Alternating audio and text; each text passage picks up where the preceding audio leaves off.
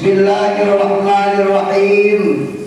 Kami para ulama lintas tokoh Ormas Islam Banten, tokoh pendiri Provinsi Banten, dan para jawara dan pendekar Banten menyatakan menolak P2 dan menuntut batalkan seluruh PSN abal-abal serta mendukung kemerdekaan bangsa Palestina.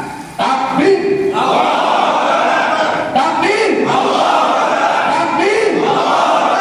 Sallu ala Nabi Muhammad.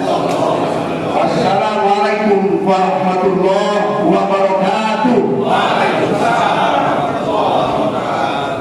Lintas tokoh Banten menolak kehadiran PIP 2 dan PSN di negeri Banten, dan kami tidak mau dijajah. Hari ini membuktikan bahwa kami siap berhadapan dengan resiko apapun. Sampai titik darah penghabisan, kami tetap menolak. Terima kasih. Kekuatan kita untuk mengetahui siapa yang memerintahkan buat pagar laut, siapa yang membiayai, siapa yang mengerjakan, siapa yang berpartisipasi lain. Satu hari ini kita semua tahu, bisa tahu. Tahu ya? Enggak perlu berminggu-minggu. Ini udah berminggu-minggu. Ada menteri bilang belum tahu. Bahkan dulu di pejabat gubernur Provinsi Banten di tangan ulama nggak tahu saya masalah itu. Betul? Itu omong kosong. Itu semua omong kosong. Tapi itu semua akibat kuatnya duit pengembang. Duit. Itu akibat kuatnya duit pengembang kasus. Dari aku sudah hidup dengan bosnya yang namanya Akuat. Sekarang kepada kita semua bapak-bapak, terutama yang jadi korban, kita dosa kalau membiarkan itu berkembang. Karena ada apa? Kalau biarkan itu berkembang, sekarang dia akan membinasakan itu lagi. Nelayan dan petani yang seperti itu. Kemudian berikutnya kita juga tak bertanggung jawab terhadap anak cucu kita. Yang ketiga, kalau dibiarkan pagar laut dan keburukan dari negara-negara ini. Pola ini dilakukan oleh negara asing, terutama Cina, sudah di mana-mana. Contoh Singapura, waktu merdeka tahun 65, melayaninya itu ada 60 atau 70%, sekarang tinggal 12%. Tibet itu negara berdiri sendiri, banyak masuk pekerja Cina, munculnya Tibet dari negara Cina. Belum ada lagi ada pecahan Rusia, Turkmenistan Timur, Sri Lanka juga di beberapa negara di Afrika. Dan itu memang beberapa manusia ada upah, bukan anak Cina saya. Dulu orang yang putih membinasakan India di Afrika, betul? Karena kita menurutnya mungkin lemah, kulit putih menguasai Australia, aborigin di sana saja. Kita jangan sampai seperti itu. Pertahanan menjaga hak itu adalah kewajiban. Ada kewajiban. Saya cuma di sini mau mengajak, kalau bapak-bapak sekarang hari terbatas, ada yang lain. Itu kewajiban kita. Yang kita hadapi ini, dia sudah terlalu lama bermain di sana. Sudah 2 tahun, pagar itu sudah 2 tahun lebih. Tapi lepas dari pengawasan kita. Baru 6 bulan ini, Pak saya itu membongkar kebusukan itu. Mudah-mudahan sekarang belum terlambat. Semua itu ini. Tadi Pak Purnawan katakan PIP 2 itu bukan proyek strategis nasional, proyek pengusaha rakus seragam yang dipegang oleh para penjara, dipegang oleh para penjara. Pembiaran itu dari pimpinan tertinggi Republik Indonesia sampai pemerintah. Karena kita sudah tahu datanya.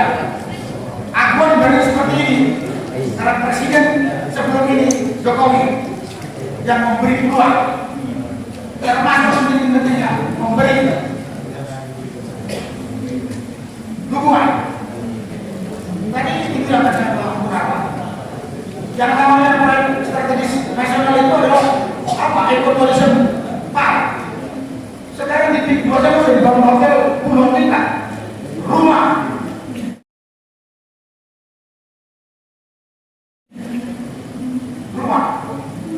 Yang pagar, yang dampaknya yang di kampung Muara atau kampung apa itu ditulis oleh saya dulu. Ada 6 tahun rakyat yang 6 tahun tinggal di terowongan biasa. Saya akan tanya, di mana orang yang tinggal biasa? Dia juga di pinggir pagar itu seperti terowongan biasa, nggak bisa kemana-mana, hujan dikit banjir. Itu ada 200 kepala keluarga yang kena dampak akibat kebiadaban tadi. Nah, itu butuh bantuan kita, bantuan kita. Karena itu kita mau unjuk rasa damai hanya untuk menunjukkan aspirasi pada pemerintah, semua aparat hatinya kembali yang sudah jadi batu kembali hidup lagi terhadap penindasan rakyat. Apalagi dasar-dasar hukumnya tadi sudah disampaikan oleh Pak Munarman, kita cukup kuat, tinggal nyanyi kita. Dan isinya Banten ini saya tahu pendekar dan ulama. Pak, saya 10 tahun di Banten, Pak. Komandan. Saya 10 tahun di Banten. 8188 saya di Banten, 98 2000 saya di Banten. 8 2000 saya komandan di Tangan. Saya bersihkan preman dari Banten. Mohon maaf. Tentunya saya tidak ragu dari para tokoh agama yang tempat itu. Kalau nggak saya betul Pak, itu preman. Nah, hari ini kita juga menghadapi preman berseragam sama preman bermobil mewah. Boleh takut? Antara lain yang kita tuntut itu adalah pembatalan PSN dibuat. Kemudian kita minta misalnya ada ganti rugi kepada korban. Ada pansus di DPR untuk mengusut siapa ini pelakunya. Tapi yang lebih penting lagi adalah bahwa kita sebenarnya paham pelaku utamanya itu 3 orang yang sudah berulang-ulang kita sebut. Siapa itu? Jokowi, Anwar, dan Tommy Salim.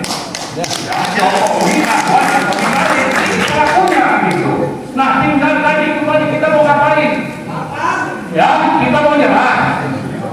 Ya. Kita perlu menjelaskan ya, kalau kita melakukan aksi, ada misalnya ormas ulama kita ajak, itu bukan berarti kita mau menunggangi orang-orang yang diajak ini. Bukan. Ini nasib bersama. Siapapun ormasnya, siapapun tokohnya, kami mengajari kalian merasa alternatifnya tinggal itu. Dan ini tanggung jawab agama. Kita ini mengingatkan. Mari sama-sama. Kami sudah membuktikan, kami sudah melakukan, tapi jumlahnya tidak banyak, sehingga hasilnya itu minimalis. Kita gagal. Nah sekarang, kalau sudah paham masalahnya, kalau memang perubahan nanti kita jelaskan lebih banyak lagi. Tapi yang penting, ya, karena ini nasib bersama, ini tugas agama, misalnya tugas agama itu di mana? Ada di Ali Imran 104.